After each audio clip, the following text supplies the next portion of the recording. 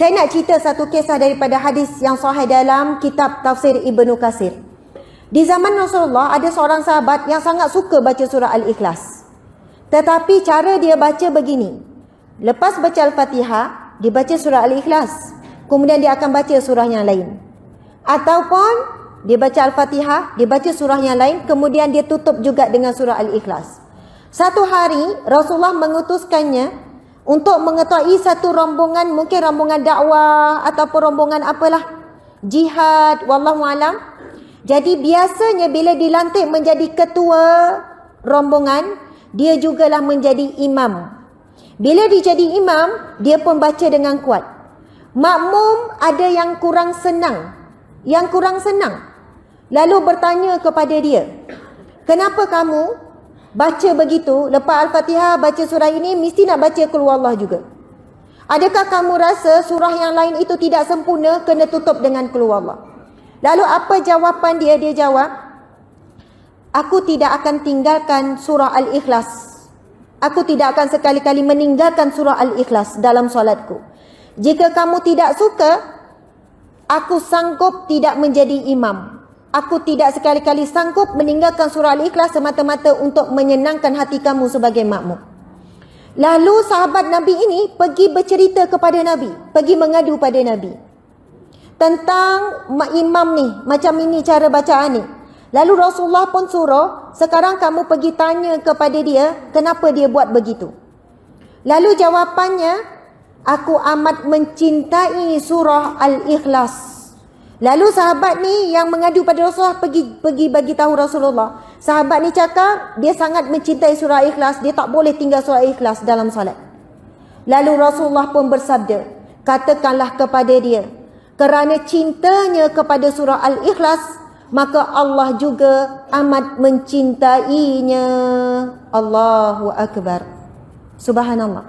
Sebab itu muslimin muslimat, takbir, Allahu Akbar. Beza kita bila beramal sesuatu ada ilmu. Perasan atau tidak?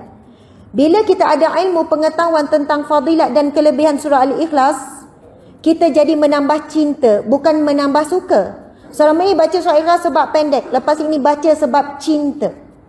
Sebab kita tahu surah Al-Ikhlas itu menyamai 1/3 Al-Quran. Surah Al-Ikhlas itu melatih kita menjadi hamba Allah yang ikhlas. Allahu Akbar. Allahu Akbar, subhanallah. Jadi kisah sahabat Nabi tadi, kelebihan dia mencintai surah Ikhlas, dia dapat apa? Cintanya Allah. Allah mencintai sesiapa yang mencintai surah Al-Ikhlas. Allahu Akbar, Masya Allah. Okey, kita sambung bacaan ni, muslimin muslimat. Ikhlas adalah ketika kita tidak mencari-cari orang lain selain Allah Subhanahu Wa Taala untuk melihat amal kita. Ikhlas juga bermakna membersihkan setiap amal yang kita lakukan daripada pelbagai perkara yang mungkin mencemarkannya. Allah Subhanahu Wa Taala hanya akan menerima amal perbuatan orang yang bertakwa dan ikhlas beramal kerananya. Jadi perjuangan kita adalah memastikan setiap ibadah ikhlas kerana Allah Subhanahu Wa Taala. Sekiranya manusia memuji atau mencemuh pun, kita tidak akan terkesan kerana kita melakukan sesuatu amalan atau ibadah semata-mata kerana Allah. Abdullah bin Mas'ud dalam kitab Qut Al-Qulub juga pernah berpesan, 2 rakaat, cuba dengar ni ya, muslimin muslimat. Abdullah bin Mas'ud menyebutkan, siapa Abdullah bin Mas'ud ni? Sahabat Nabi SAW. 2 rakaat yang dilakukan oleh orang alim serta ikhlas jauh lebih baik daripada ibadah yang dilakukan oleh para abid yang secara berterusan. Abid ni orang kuat ibadah. Tetapi Ibnu Mas'ud ini menyebutkan, Abdullah bin Mas'ud menyebutkan apa? Siapa yang melakukan ibadah dan dia tahu dengan ilmu dia melakukan ibadah, kemudian dia ikhlas, adalah jauh lebih baik daripada orang yang banyak buat ibadah tetapi tanpa ilmu dan tanpa keikhlasan. Allahu Akbar. Begitulah pentingnya kedudukan ikhlas dalam sesuatu amalan. Okey, tidak dianggap kecil sesuatu amalan jika dilakukan dengan ikhlas. Saya ulang lagi sekali, Tidak dianggap kecil suatu amalan jika dilakukan dengan ikhlas, dan tidak dianggap besar suatu amalan jika tiada keikhlasan padanya. Semuanya bergantung pada niat awal kita. Muslimin muslimat, sedekah buat korban 20 ekor lembu tapi tidak ikhlas, langsung Allah tidak pandang. Allah tidak pandang sedikit pun. Buat korban banyak, belanja keluar banyak, hati tidak ikhlas. Lalai dan gagal mengawal niat tu sebab orang ramai puji. Heboh satu kampung, ya Allah, Tuan Haji katanya 20 ekor. Sikit jatuh. Subhanallah. Ujian berat. Bukan nak cakap tak bagus ya, memang bagus amalan tu. Tetapi bila ikhlas, walaupun orang puji, dia terus sebut apa? Alhamdulillah. Hadza min fadli Rabbi. Ini kelebihan daripada Allah. Allah berikan rezeki. Dia terus polish hati dia. Dia lebih baik daripada orang yang korban sedikit. Tetapi nak disebutkan besar mana amalan, kalau tidak ikhlas, dia umpama seperti debu, hanya ditiup angin, hilang begitu saja. Tapi amalan walaupun sedikit ikhlas, boleh jadi ia lebih baik. Okey, subhanallah, Allahu Akbar. Masjid kita ni ada tabung, betul tak ada tabung derma? Kita paling ikhlas, agak-agak duit warna apa paling ikhlas kita bagi? Purple. Subhanallah. Purple itu berapa ya? 100. Subhanallah. Allahu Akbar. Okey, kita nak faham sikit masuk ikhlas ya. Masya Allah. Ada orang dia sebut begini. Tak apa, walaupun RM1, yang penting ikhlas. Betul tak ikhlas? Betul.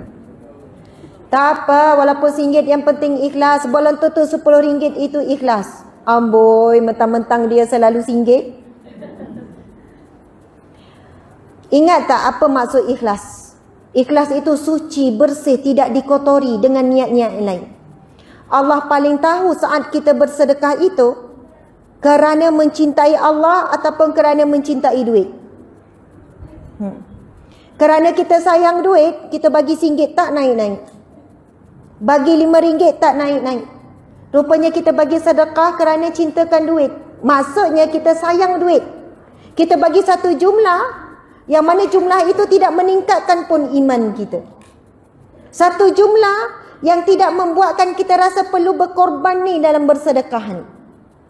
Sebab itu kan bila ada orang minta derma kan, kita buka beg duit, ada biru, ada hijau, ada merah. Kalau 50 tu warna apa? Hijau biru, kemudian ada purple. Agak-agak mana paling laju kita ambil? Bila kita kata hijau, ada yang kata merah, ada yang kata biru. Mungkin paling ramai biru. Sebab sudah terbukti ya, Tuan Pengerusi, kalau buka tabung paling banyak warna apa ya? Masya Allah. Warna apa Tuan Haji? RM1. Ya, Bilal laju je jawab. Tuan Pengerusi mau jaga perasaan. Mau jaga hati. Ya, biru paling banyak. Kita bukan pelekehkan warna biru ya. Kita cuba bincang lagi muslimin muslimat begini, Masya Allah.